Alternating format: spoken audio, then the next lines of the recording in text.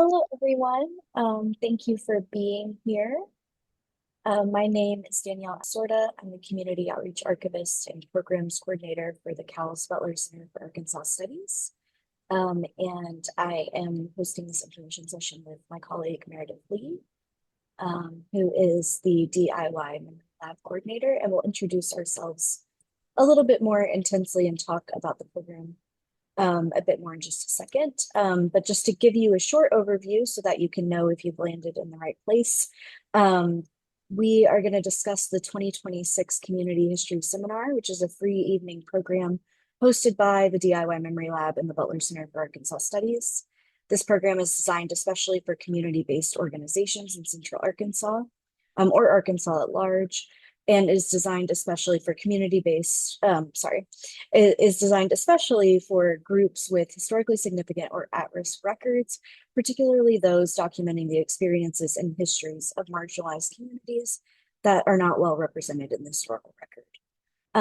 If you would like to use captions, you can enable those by clicking the More button and choosing Show Captions. And we are recording this session, but we're going to have a short introduction portion where we have you kind of talk about yourselves, and we'll pause the recording during that. We just want to be able to put this on our YouTube for folks who weren't able to join us today. So with that, Meredith, if you wouldn't mind progressing the slide. Just a breakdown of how the session will work today. We're going to do the short introductions that I talked about. We're going to outline sort of what the seminar is going to look like over the course of fall 2026, and then the requirements for applying for the program, the commitment that participating organizations will be agreeing to when they join the cohort, and then deadlines and important dates related to the program. Hi, everyone. Yeah, Yes, we're going to go ahead and introduce ourselves real quick. So, hi, I'm Meredith Li. As Danielle said, I am the DIY Memory Lab Coordinator. The Memory Lab at the CALS Roberts Library is a free space to digitize your home movies and your family photos. And we're funded by an initial grant from the DC Public Library and with further funding from the Mellon Foundation. We really focus on teaching folks how to do the work of personal archiving and of saving their items rather than doing it for them just so they can take this home with them. So when Danielle approached me with this idea for the seminar, I thought it was a great idea and such a great fit, especially with our goals with both the Mellon grant proposal and also just putting the work into action and teaching folks how to save their histories. So I'll go ahead and let you introduce yourself as well, Danielle. Yeah, so as I mentioned, I am the Community Outreach Archivist and Programs Coordinator for the Butler Center for Arkansas Studies. We're sort of the archival part of the Central Arkansas Library System. So we have an expansive archival collection, and I like to say that we tell the stories of everyday Arkansans. And so as part of that effort, I was hired in 2022 to sort of assess collecting gaps and try to improve representation in our collections so that they really mirrored our community. And as part of that, I've been working in communities to try to preserve their histories. And that led to a large project in the historically Polish Marche community of Northern Pulaski County. And through that project, I got connected with a lot of other folks who could have used the same level of attention and resources I was able to give the Marche community. And I'm only one person. And so Meredith and I envisioned this cohort model workshop to give us the ability to do this work on sort of a larger scale and empower communities to document their own histories.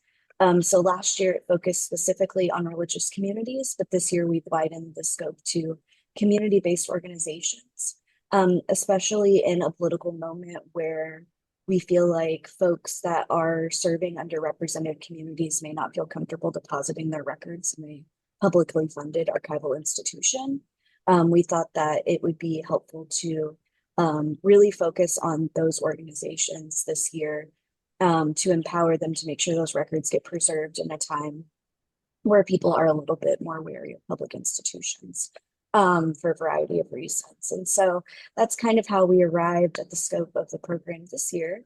I'm going to pause the recording now, and if folks feel comfortable, I'd love for you to unmute and just share a little bit about. I think we're ready for the next slide. Awesome. So we're breaking the seminar down into a series of in-person meetings that will be about 90 minutes at the Fletcher Library, which is located in Little Rock. That was kind of why I had some questions about folks' locations. And as part of that, prior to the 6 o'clock start time, we have sort of an informal gathering time that starts around, we tell people they can come as early as 5, to just like hang out and ask each other questions and touch base, because as much as we want to provide information, we also kind of want to build a community of practice around people who are trying to do the same kind of work. And so we'll serve dinner, and then whenever we get started at 6, we'll jump into content, and that'll go until about 7:30 p.m. And then we'll wrap for the evening. So our first sessions will be in August and September, and both of those will be focused on actually doing the preservation work. So looking through physical records, figuring out what you have, creating inventories of those records, the very like boring minutia of archival work that is unfortunately pretty necessary to understanding what you have and how you could leverage it to understand the history of your organization. And then also, once you've figured out what you have, how to organize it and provide access to it. And so that's what Preserving the History Part 1 and 2 will cover.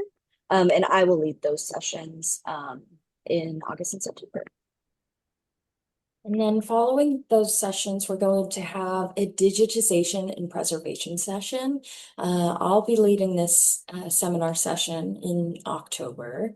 This one is going to be focused on both digitizing as a means of preserving your physical items, and also how to preserve digital files, so things that started as digital files, born digital items. And then we're also going to be talking about how to store digital items as well, and sort of best practices with those.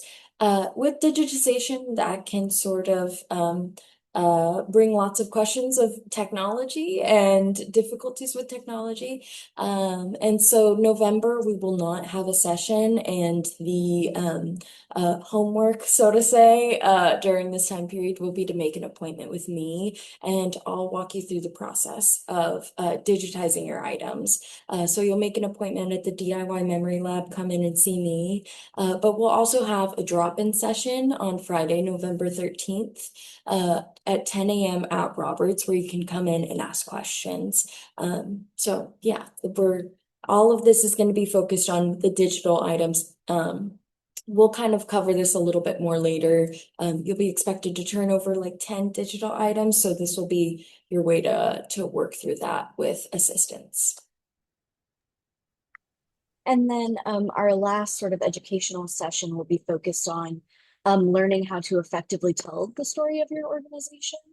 And so we'll talk through digital storytelling tools that you could use in a website, physical exhibit design, and then also just sort of writing historical narratives. I have a background as a public historian, and so this is kind of my time to get to flex those muscles and help people become public historians of their own histories. So that will take place in December. And this is again one of those things where the learning curve can be kind of steep whenever you go to try to write things. And so we'll have another drop-in session in January to try to work through some of the issues you might be encountering as you begin that work. And if you are unfamiliar with the Central Arkansas Library System, the Roberts Library is the Arkansas History and Art branch of the Central Arkansas Library System, and we're located in downtown Little Rock. So that's where those drop-in sessions will occur. That's where Meredith and I are both based, and that's where our big DIY memory lab is, though we'll be putting little ones in some branches. So yeah, I think that's probably a good overview of the seminar stuff. Oh, and I did want to, sorry, I put in my own notes, don't forget to say these things, and then alas, I did. I did also want to mention that as part of the seminar, there will be a resource sharing component to it. So prior to each meeting, we'll kind of share some resources that there's an expectation or hope that you'll look over before we meet together. This is a lot of information to share only over a short number of months. And so we want to do as much as we can to provide folks with information prior to our meeting so that we can make the best use of our time together. And then, as we have alluded to, this is a cohort model program. So we will be accepting applications for 10 cohort members for this year. And so there will be 10 organizations represented or communities. There's a couple of folks who have expressed interest that aren't like informal organizations and we're doing general community documentation. So we would accept applications from that as well. And this cap will allow us to provide starter kits to each group. So you will receive it's just one archival box, but it will be filled with a variety of different archival storage media to kind of help you get familiar with those materials and give you kind of a baseline for whenever you start to look for materials for your own. And so we'll give you that. And then each participant will also receive a 500 gigabyte external hard drive to help with managing digitized materials. And so that's kind of meant to be a place to get started on doing the archival work. And so on the first day, we'll hand those out. And now we will shift to talking about the application requirements. Okay, all right. So we're just gonna go through real quickly and make sure. Oh, there we go. Can everyone still see okay? Perfect. Okay, so I'm just gonna walk you through the application really quick. We just wanted to make sure that we showed you what was on it. It's nothing too difficult. It's gonna be divided by, this first section is gonna be who we should contact in regard to the status of your application. So your name, a phone number, contact email, and then also information about your community that you're representing in applying for the seminar. So that's going to be the name of the organization, a brief description of the mission and the history of your organization, and then how long your organization has been active. We also ask that you provide 2 to 3 willing representatives from your community or organization that will attend seminar sessions, as well as their phone number and email. This is just to ensure that we have someone present at every seminar session. Again, we ask towards the end, and again, we'll cover that a little bit further down the line, but we do ask that people turn over 10 digital items to put on our project website for the seminar, as well as a written history. And the seminar sessions are really important information that will help turn those over to. So 2 to 3 willing representatives from your organization that will attend each seminar session. We just want at least one person from your organization to show up at each seminar session. And then also your reason for applying. What about applying is what about the seminar is interesting to your org? So are your records historically significant or at risk? Does your organization document the experiences and histories of marginalized communities? And then anything else you'd like us to know? There is just another quick question of how you heard about the seminar. And then also a respect and participation agreement, which is just reiterating some of the things we've already talked about here. Saying that you agree that if you confirm your participation in the seminar, you'll deliver the short history and the 10 digital items. And then as well as that a seminar, that a representative must be present for each seminar session.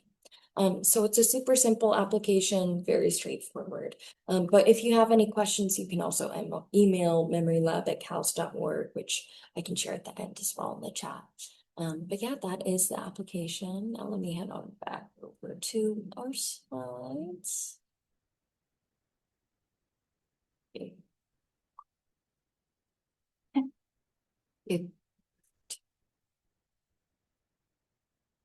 And I am going to go ahead and turn this back over to Danielle. So as the application stated, one of the sort of requirements we ask from participating organizations is that at the end of the seminar, you provide a 500 to 7 word history of your organization and its community impact. We're going to build a project website that will showcase the histories of the participating organizations. And we want to keep that pretty brief since there will be 10 organizations, but we do want to give the public an opportunity to be introduced to these folks and the important work that they're doing.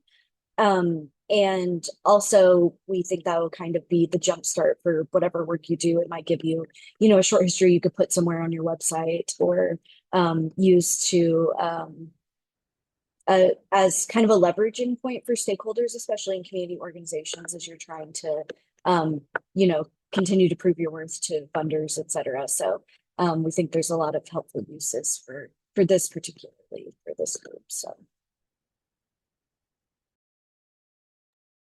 And then most of this is what we've already chatted about already, but making a DIY memory lab appointment to visit the DIY memory lab for at least one appointment slot to practice digitization and preservation skills.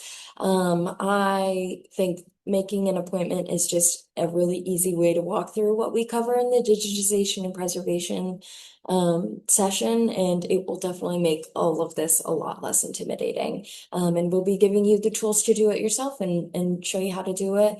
And then also as part of that, the digitized materials that we've covered. The submission of 10 pieces of media, photographs / documents with descriptions scanned at an archival preservation quality, or created at a high resolution at the DIY Memory Lab to be featured on a project website. These are just 10 photos or documents that you feel accurately represent your organization's history that you would like to be displayed. And this can be this is totally your all's choice of what you think is worth displaying as part of your organization's history. But yeah, those are the 10 digital items. These are also our deadlines and important dates. I'm gonna hand it back on over to Danielle. Yeah, so we wanted to do these information sessions with plenty of time for people to sort of mull over if this was going to be a good fit for their organization. So the application deadline is not until about a month from now on June 15th.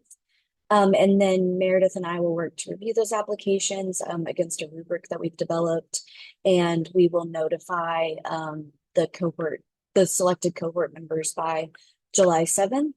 And then we're really excited about this part of the seminar this year. We're going to have a kickoff gathering at the main library's Dara Center. It's in our new renovated event space on the fifth floor of the main library. We'll have like refreshments and hang out, and that will actually include the cohort from last year as well. So it'll give you an opportunity to meet the folks who have already been through this process, and we will premiere their project website at that kickoff gathering. So you can also get a sense of like what that final website will look like.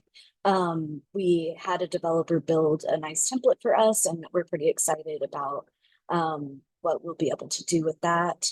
And then, as I mentioned, the sessions, I just wanted to put an at-a-glance session schedule for you there. We'll meet August, September, October, and December, and then we'll have those optional drop-ins in November and January. And then the submission for all required material deadline will be February 1st of 2027. So those 10 digital items in that history will be due then so that we can work on building that next website to premiere in the summer of 2027, to just give us plenty of time to work through any issues with the content we received and get all of that online. So that is pretty much everything we had to share today, but we wanted to give folks an opportunity to ask any questions they may have. And I'm going to go ahead and stop the recording so that you can feel like you're not being surveilled while you ask questions.